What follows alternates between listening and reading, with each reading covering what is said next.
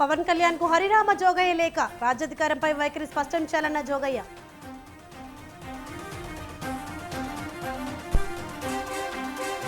కొత్త వేరియంట్ పై సీఎం జగన్ సమీక్ష, ఆందోళన అవసరం లేదన్న అధికారులు. కేంద్రం తీర్పు నిరసనగా ఆందోళన, రాష్ట్రాల్లో అల్లకల్లోలు సృష్టిస్తున్నారన్న జూపల్లి.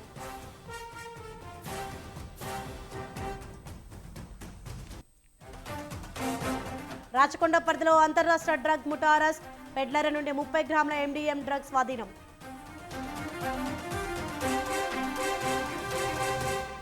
పెండింగ్ చలాన్లు రాబట్టేందుకు కొత్త స్కీమ్, చలాన్లపై భారీ డిస్కౌంట్ ప్రకటించిన తెలంగాణ పోలీసులు.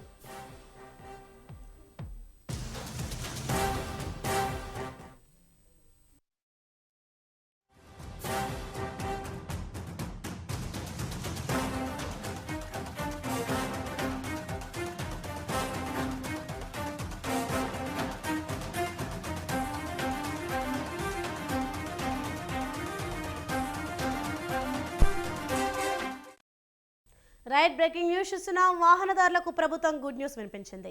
పెండింగ్ చలాన్లపై ప్రభుత్వం రాయితీ కల్పించింది. 2 కోట్ల రూపాయలకు పైగా పెండింగ్ చలాన్లు ఉండడంతో రాష్ట్ర ప్రభుత్వం రాయితీ కల్పించాలని నిర్ణయం తీసుకుంది. ప్రభుత్వ నిర్ణయంతో వాహనదారులు సంతోషం వ్యక్తం చేస్తున్నారు. ఆర్టీసీ బస్సులు, తోపుడు బండ్లపై 90% రాయితీ, 2 వీలర్స్పై 80%, ఆటోలు, 4 వీలర్పై 60% రాయితీ, భారీ వాహనాలపై 50% రాయితీ కల్పించనున్నట్లు ప్రభుత్వం ప్రకటించింది. ఈ నెల 30వ తేదీ నుంచి వాహనదారులు ఈ అవకాశాన్ని సద్వినియోగం చేసుకోవచ్చు.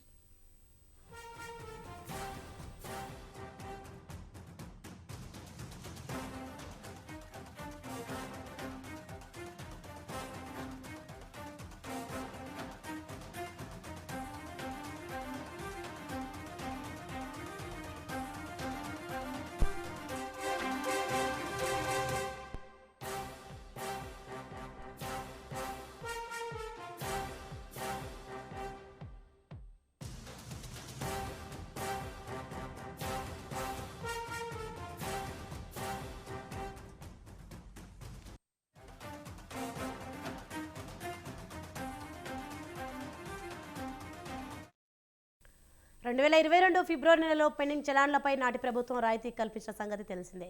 2-3 చక్రాల వాహనాలకు 75%, ఆర్టీసీ బస్సులకు 70%, లైట్ హెవీ మోటార్ వాహనాలకు 50%, తోపుడు బండ్లకు 70% రాయితీ ఇచ్చారు.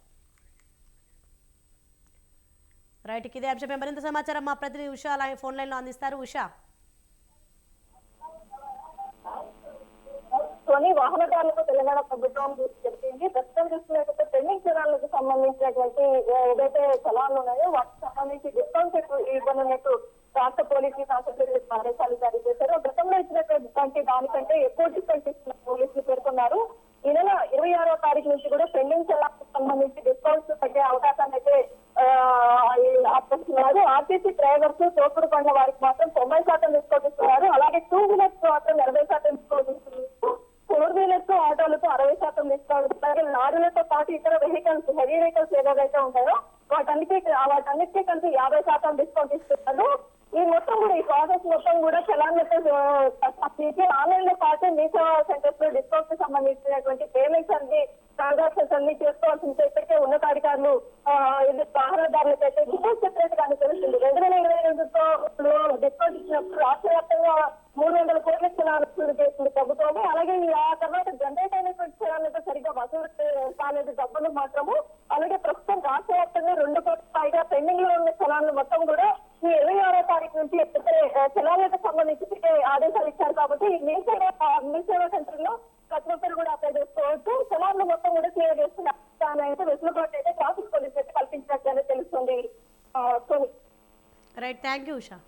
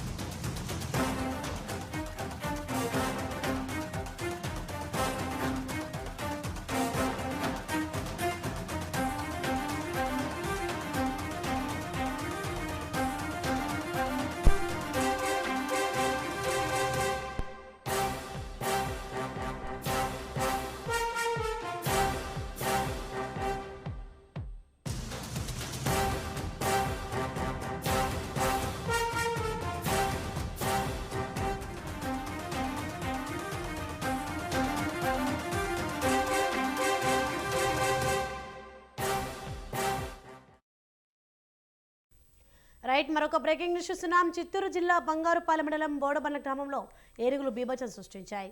రైతుల పంట పొలాలపై ఏనుగులు మందు దాడి చేసి ధ్వంసం చేశాయి. రాత్రి 2 గంటల ప్రాంతంలో ఏనుగులు పంట పొలాలపై దాడి చేసినట్లు రైతులు వాపోయారు. మామిడి, అరటి, కొబ్బరి, వరి పంటలకు నష్టం వాటిల్లిందని ఆవేదన వ్యక్తం చేశారు. విషయం తెలుసుకున్న ఫారెస్ట్ బీచ్ అధికారులు పంట నష్టంను అంచనా వేసి అధికారులకు నివేదిస్తామని తెలిపారు.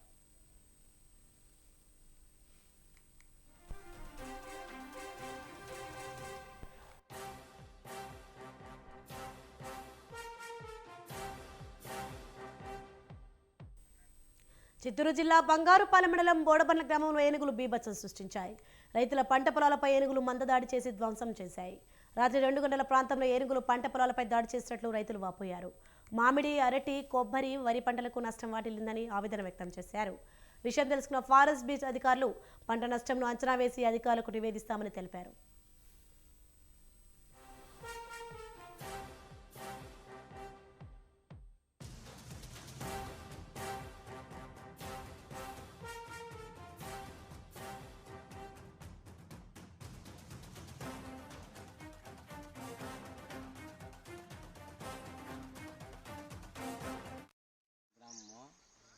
రాత్రి 15 ఏనుగుల దాకా వచ్చినాయి సార్ ఇక్కడికి.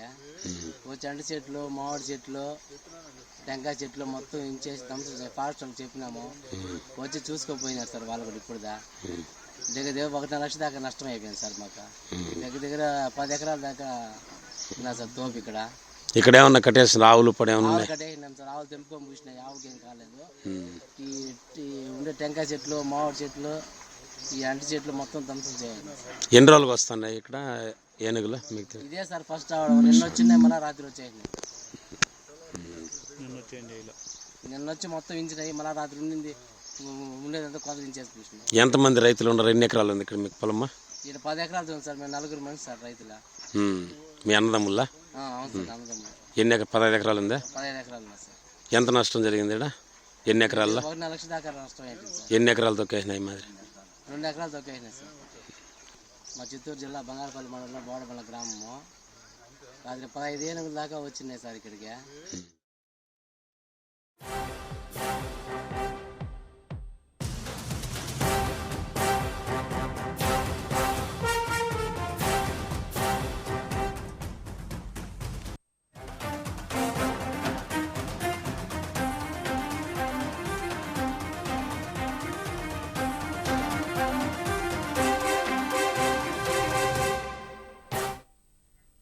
రైట్ మరొక బ్రేకింగ్ న్యూస్ చూస్తున్నాం. మాజీ మంత్రి కాపు సంక్షేమ సేన అధ్యక్షుడు హరిరామ జోగయ్య జనసేన అధినేత పవన్ కళ్యాణ్ కు బహిరంగ లేఖ రాశారు. చంద్రబాబు కాబోయే ముఖ్యమంత్రి అన్న ఆయన ఈ నిర్ణయంలో రెండో మాట లేదన్నారు. అనుభవం ఉన్న నాయకత్వం ఈ రాష్ట్రానికి కావాలని పవన్ కళ్యాణ్ అనేక సార్లు ప్రకటించారని, కనుక అందరి మాట ఇదే అంటూ లోకేష్ ప్రకటించేశారని ఆయన లేఖలో తెలిపారు. రాజ్యాధికారాన్ని చేపట్టే విషయంలో పవన్ వైఖరి ఏంటో స్పష్టంగా చెప్పాలన్నారు.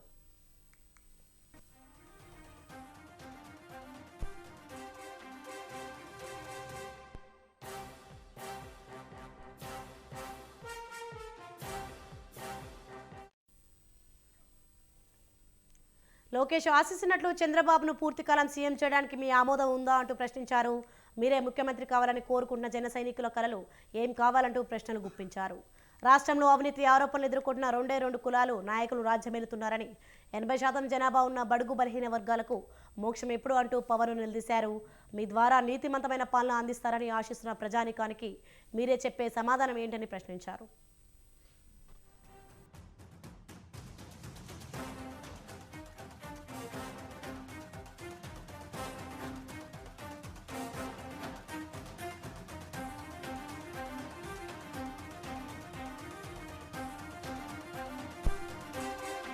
పేర్ని నాని మీడియాతో మాట్లాడుతున్నారు. ఇప్పుడు లైవ్ చూద్దాం. ఈ అటల్ ప్లాన్ సినిమాకి పవన్ కళ్యాణ్, బాలకృష్ణ వీళ్ళు పెట్టి ఇదో పెద్ద సినిమా అంటారు. ఆ పవన్ కళ్యాణ్ రావటాకేమో మామూలుగా వెళ్ళి బతిమాలి బేరమాట తెచ్చుకోవాల్సిన పరిస్థితి. చంద్రబాబు నాయుడు ఇంటికి వెళ్ళి బేరమాడి తెచ్చుకోవాల్సినటువంటి పరిస్థితి. ఈ పరిస్థితులు ఉంటే ఆయన చెప్తారు. చంద్రబాబు నాయుడు అంట కష్టాల్లో ఉంటే పవన్ కళ్యాణ్ అండగా ఉన్నాడేమో లోకేష్ అంటాడు. పవన్ కళ్యాణ్ అంటాడు టీడీపీ బలహీనపడింది, టీడీపీ కష్టాల్లో ఉంది, అందుకోసం మనం అండగా ఉండాలని చెప్పాం పవన్ కళ్యాణ్ చెప్తాడు. ఏంటి కష్టాలు? ఏం కష్టాల్లో ఉంది టీడీపీ? ఏం కష్టాల్లో ఉంది? మొన్న అంటే చంద్రబాబు నాయుడు అరెస్ట్ అయ్యాడు, దొంగతనం చేసి అరెస్ట్ అయ్యాడు. 2022 మార్చిలో ఏం కష్టాల్లో ఉంది? చంద్రబాబు నాయుడు ఏం ఇబ్బందుల్లో ఉన్నాడు? అప్పుడేం జైలుకి వెళ్ళలేదే. మరి ఎప్పుడో సభలో నేను చంద్రబాబుతో వెళ్ళిపోవడం ఖాయమని చెప్పాను. ఎలా ఎందుకు చెప్పాడు పవన్ కళ్యాణ్ గారు? సో ఇదంతా ప్యాకేజీ వ్యవహారాలు, బేరాడుకోవటం. ఏ తర్వాత ఏంటి అంటే పవన్ కళ్యాణ్ గారు వెనకటికి ఆవు కథ ఒకటి చెప్తారు. అది తెలిసింది ఏంటంటే ఆవు గురించి ఒకటి తెలుసు. బాగా మొత్తు విద్యార్థి ఒకటికి పిల్లవాడికి అది ఏం చెప్పమన్నా సరే కుర్చీ గురించి వ్యాసం చెప్పరా అంటే ఆ కుర్చీకి 4 కాళ్ళు ఉంటాయి, ఆ 4 కాళ్ళ కుర్చీలో ఆవు కూర్చుంది, ఆవు 2 కొమ్ములు ఉన్నాయి, తోక ఉంది, తెల్లగా ఉంటుంది ఆవు 4 కాళ్ళు ఉన్నాయి, ఆవు ఇట్లా ఉంటుంది అట్లా ఉంటుంది అని చెప్పి అంటే తెలిసింది ఆవు. నువ్వేది చెప్పన్నా చెట్టు గురించి చెప్పంటే ఆ చెట్టు ఇక్కడ ఉంది బయట, ఆ చెట్టు ఆకులు తింటే ఆవు ఉంది చెట్టు కింద, ఆవుకు 2 కొమ్ములు ఉంటే మళ్ళీ ఆవు కదా. అట్లా పవన్ కళ్యాణ్కి చేతైంది ఏంటి అంటే రాజకీయ పార్టీ పెట్టి చంద్రబాబు బాగుండాలి, చంద్రబాబు అధికారంలో ఉండాలి, చంద్రబాబు అధికారంలో లేకపోతేనేమో కలిసిపోయి చంద్రబాబు కోటేయండి అంటాడు. చంద్రబాబు అధికారంలో ఉంటే WWF లాలూచి కుస్తీ, చంద్రబాబును పడేసేయండి నా కోటేసేయండి అంటాడు. ఎందుకంటే జగన్ కోటేసేస్తారేమో, చంద్రబాబు వ్యతిరేక కోట అంతా జగన్ కేసేస్తారేమో, నాకేసేయండి అంటాడు. జనం తిట్టు కాల్చి వాకు పెట్టారు ఇట్లాగే పిచ్చి మాటలు మాట్లాడితే. మళ్ళీ మొదలెట్టారు. మళ్ళీ ఏమన్నాడు పవన్ కళ్యాణ్ గారు? చంద్రబాబుకి అధికారం ఇవ్వండి, ఈ అధికారం ఇవ్వండి ఏంటి అంటే ఇచ్చుకో పుచ్చుకో, నాకు కావాల్సింది నువ్వు ఇచ్చేయమన్నాడు పవన్ కళ్యాణ్ గారు. నీకు కావాల్సింది నేను చేసేస్తా అంటున్నాడు. 2014 నుంచి ఇదే వరుస. నాకు కావాల్సింది నాకు ఇచ్చే, నీకు కావాల్సింది నేను చేసేస్తా. ఏదైనా చంద్రబాబు అధికారంలో ఉండాలి. ఇది తప్పితే మరో గోల్ ఉందా పవన్ కళ్యాణ్కి? 2014లో 650 హామీలు ఇచ్చినటువంటి చంద్రబాబు నాయుడు వాటిని అమలు చేశాడా అంటే చేతులు ఎత్తేశాడు. ఎన్ని కథలు చెప్పాడు. జిల్లాకు ఎయిర్పోర్ట్ నిర్మాణం చేస్తానని చెప్పాడు. ప్రతి ఇంటికి 2 రూపాయలకే 20 లీటర్ల మంచిల క్యాన్ ఇంటికి పంపిస్తానని చెప్పాడు. 3 సెంట్లు స్థలం ఇస్తానని చెప్పాడు. ప్రతి పేదవాడికి 3 సెంట్ల స్థలం ఇస్తానని చెప్పాడు. బందర్లో పూర్తి కడతానని చెప్పాడు. బందర్లో ఫిషింగ్ హబ్ కడతానన్నాడు. హైదరాబాద్ నుంచి బందర్ వచ్చి ఉద్యోగాలు చేసుకున్నట్టు అంత ఉద్యోగ కల్పన చేస్తానని చెప్పాడు. రైతులకి బేషరతుగా రుణమాఫీ చేస్తానన్నాడు. డ్వాక్రా అక్క చెల్లెలకి బేషరతుగా రుణమాఫీ చేస్తానన్నాడు. ఇట్లాంటి 600 పైబడి హామీలు ఇచ్చాడు. కాపుల్ని బీసీ చేస్తా అన్నాడు, రజకుల్ని ఎస్సీ చేస్తా అన్నాడు, మత్స్యకారుల్ని ఎస్సీ చేస్తా అన్నాడు, బోయల్ని ఎస్టీలు చేస్తా అన్నాడు. ఏమి 600 హామీలు చేతులెత్తి గాలికి వదిలేసి అడ్డగోలుగా దోచుకు తినే 5 ఏళ్ళు. ఇవాళ మళ్ళీ కర్ణాటకలో కాంగ్రెస్ హామీలు తెచ్చాడు ఇక్కడికి. ఈ 6 హామీలు తెచ్చాడు, 6 గ్యారెంటీలు అంటాడు. 6 గ్యారెంటీలు. ఈ 600 హామీలు పోయి ఇప్పుడు మళ్ళీ 6 గ్యారెంటీలు. ఈ 6 గ్యారెంటీలు అన్నకు దానికి ముందు 2019 ఎలక్షన్స్లో 600 హామీలు 2014లో, 2019లో పంచసూత్రాలు చంద్రబాబు నాయుడు గారు ఇచ్చిన హామీలు. 2019లో పంచసూత్రాలు, 2024కి వచ్చేప్పటికి 6 గ్యారెంటీలు. ఈ పాత ఏమైనాయి? ఈ 600 హామీలు అవన్నీ గాలికి వదిలారు. 2019 పోనీ 19 పంచసూత్రాలు మాకు ఓటే లేదు కదా, మళ్ళీ పెట్టాలి కదా, కొనసాగించాలి కదా, అవి లేవు, మళ్ళీ కొత్తవి. ఎప్పటికప్పుడు ప్రజలకి ఎరయటం, కొత్త కొత్త కోరికలు అదే తళతళలాడేంటి మెరుపులతో పేపర్ల మీద జనాల్ని ఎరేసి ఆకర్షించి ఏదో రకంగా బొట్టలో వేయాలి ప్రజల్ని. ఎన్ని మోసాలన్నా చేయాలి, తప్పుడు పనులన్నా చేయాలి, తప్పుడు వాగ్దానాలు చేయాలి, ప్రజలను పొట్టలో వేసుకుని అధికారాన్ని కొట్టేయాలి, దోచుకు తినేయాలి. ఇంతకు మించి చంద్రబాబు నాయుడు చేసిందేమో. 2004 వరకు ఎన్టీ రామారావు గారిని పొడి చేసిన కాడి నుంచి 2004 దాకా, 2014 నుంచి 2019 దాకా లోకేష్ చెప్తున్నాడు ఆయన 3 బండలు ఇస్తామని. ఈ 14 ఏళ్లలో కూడా లేదా 2014 నుంచి 19 దాకా కూడా గ్యాస్ బండ రేటు చాలా ఉంది కదా, 1400 1600 ఉంది కదా. ఎన్ని బండలు ఇచ్చావు? అప్పుడు ఈ 3 బండలు ఎందుకు ఇవ్వలేదు? ఇవ్వాలి కదా. అంటే అధికారం క్షవరం అయితే మళ్ళీ అధికారం కోసం ఎన్ని తప్పుడు మాటలు మోసాలైనా చేస్తారు.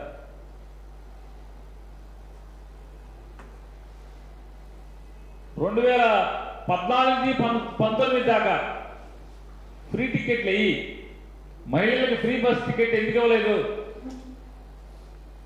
ఇచ్చారా? ఎందుకు ఇవ్వలేకపోయారు? పోనీ ఇవ్వలేకపోయారు, హామీలు ఏమైనా అమలు చేశారా?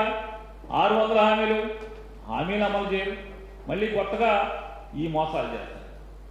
ఈ పవన్ కళ్యాణ్ గారు ఉన్నాడు, 2014లో ఈ 600 హామీలు వీళ్ళతో చేయించే బాధ్యత నాది, ప్రశ్నించేందుకు నేను ఉన్నాను, మీరు ఓటేయండి అని చెప్పి మాట్లాడారు. ప్రశ్నించకపోగా భజన కొట్టుడు సరిపోయింది. 14 నుంచి 18 దాకా పవన్ కళ్యాణ్కి చంద్రబాబు భజన చేయటం. ఈ భజన చేయటం అయిపోతే మళ్ళీ ఇప్పుడు వచ్చి మళ్ళీ మొదలెట్టాడు. మళ్ళీ ఇవన్నీ కూడా మేము కలిసి మా ప్రభుత్వంలో చేసేస్తాం, ఉమ్మడి మేనిఫెస్టో ఇచ్చేస్తాం. 2014లో ఇచ్చింది ఉమ్మడి మేనిఫెస్టో కాదా? 24లో ఇచ్చేది ఉమ్మడి మేనిఫెస్టోనా? ఎంత దగాకోరు మాటలు. 2019కి ముందు ఏం మాట్లాడారు పవన్ కళ్యాణ్ గారు?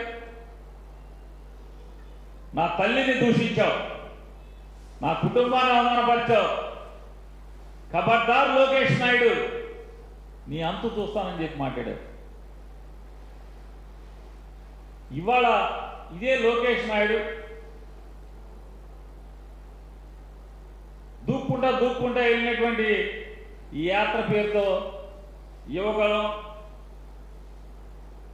ఈ నవశకం ఏదో పేర్లు పెడితే నువ్వు ఎందుకు వెళ్ళావు?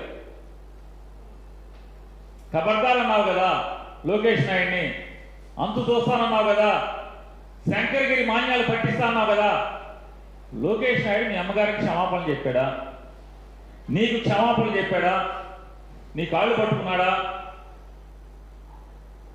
ఎందుకు వెళ్ళావు? అంటే నీ ఇష్టారాజ్యం.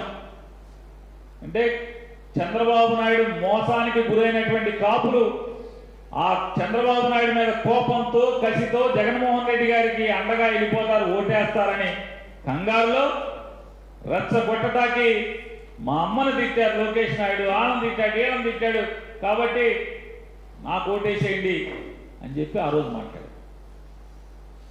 ఇవాళ మళ్ళీ చంద్రబాబు నాయుడు ఓటేసేయాలి. ఎందుకు వేసేయాలి?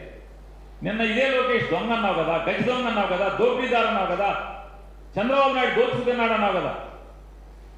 మరి వాళ్ళు ఎందుకు ఓటేయాలి? ఎందుకు ఓటేయమని చెప్తున్నావు? ఎంత వాటా తీసుకున్నావు?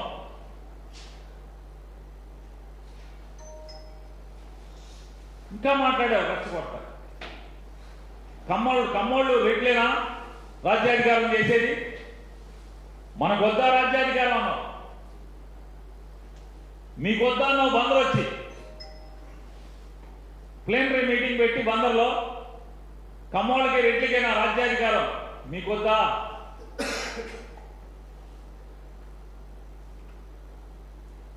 ఇప్పుడు ఎవరికి ఇస్తున్నావు రాజ్యాధికారాన్ని?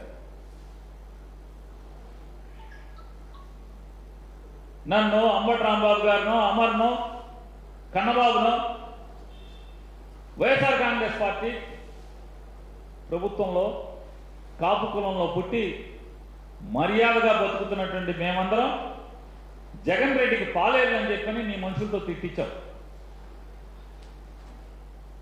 మరి నువ్వేం చేస్తున్నావు ఇప్పుడు అంటున్నా. నీ మనుషులతో వైఎస్ఆర్ కాంగ్రెస్ పార్టీలో ఉన్నటువంటి కాపుల నాయకులందరినీ కూడా పాలేరులను తిట్టించినటువంటి నువ్వు, జగన్ రెడ్డికి పాలేరులను తిట్టించినట్టు నువ్వు ఇప్పుడు ఎవరికి పాలేరుతనం చేస్తున్నావు అని చెప్పని అడుగుతున్నావు.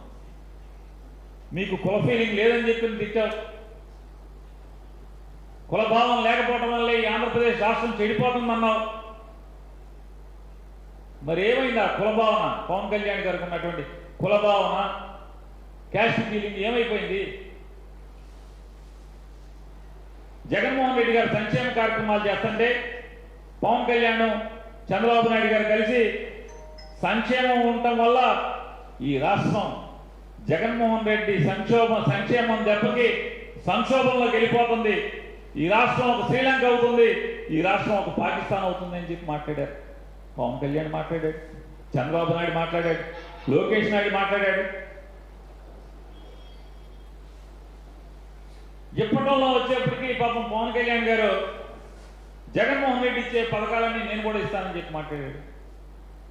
చంద్రబాబు నాయుడు గారు మాట్లాడాడు ఏలూరులో, జగన్మోహన్ రెడ్డి గారు ఇచ్చేటువంటి పథకాలన్నీ కూడా నేను ఇస్తానని చెప్పి మాట్లాడాడు.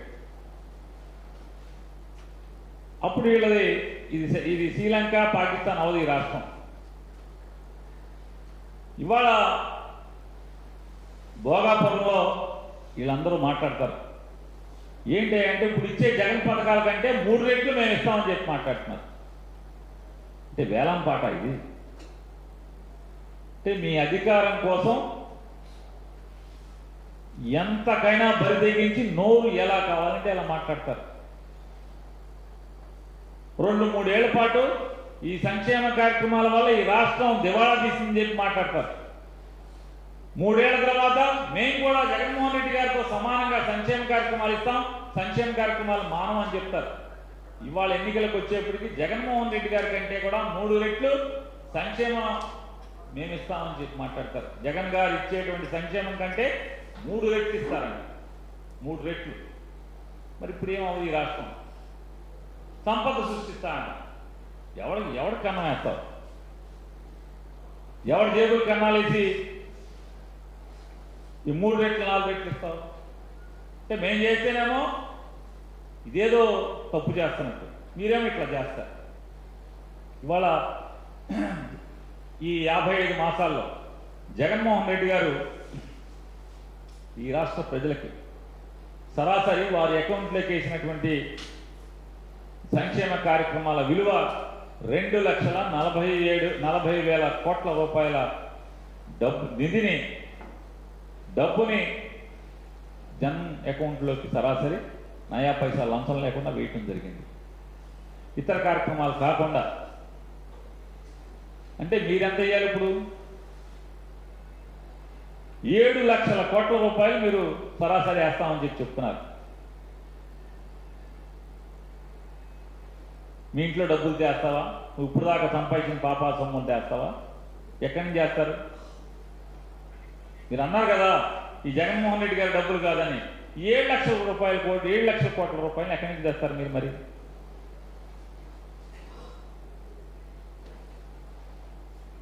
ఇవాళ జగన్మోహన్ రెడ్డి గారి ప్రభుత్వం ఈ 2,40,000 కోట్ల రూపాయలు నయా పైసా లంచం అనేది ఎక్కడ అవకాశం లేకుండా సరాసరి పేద మధ్యతరగతి వర్గాల ప్రజల అకౌంట్లోకి వేయటమే కాకుండా విద్య కోసం ఈ 55 మాసాల్లో విద్య కోసం, అంటే ఎందుకంటే జగన్ నమ్మేది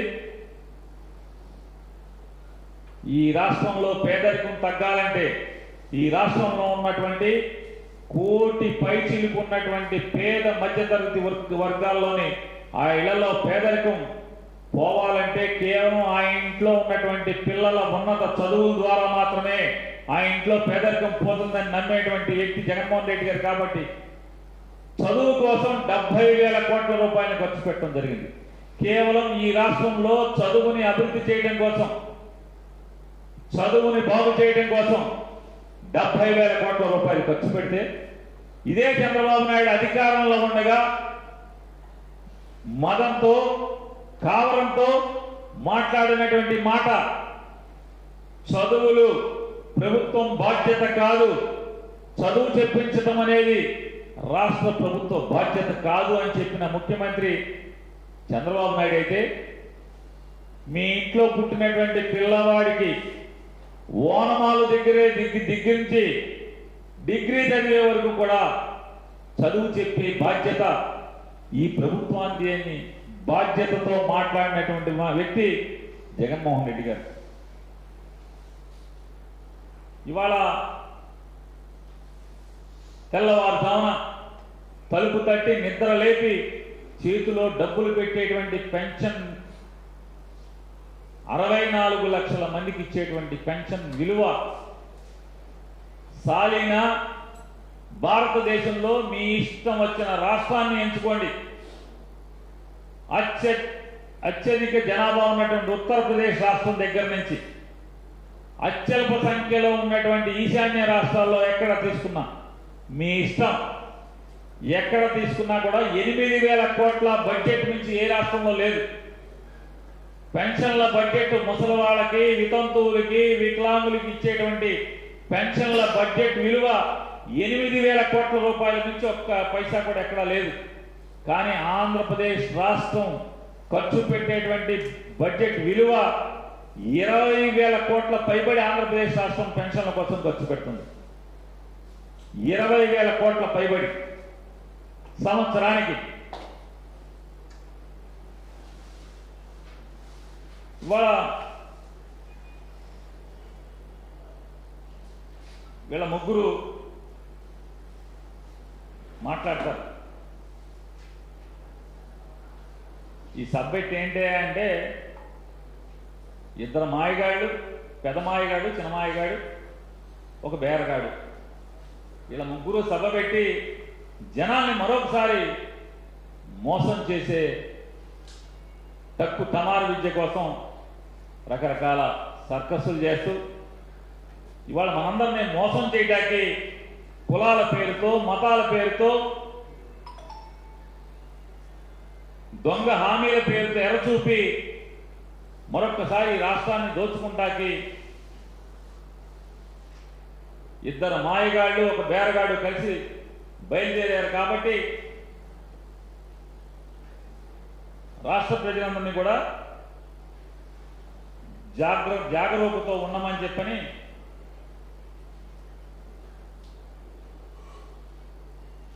ప్రజల్ని విజ్ఞప్తి చేస్తూ సెలవు తీసుకుంటాం. హరిరామ్ జోగి గారు లెటర్ రాశారా? ఏమనండి?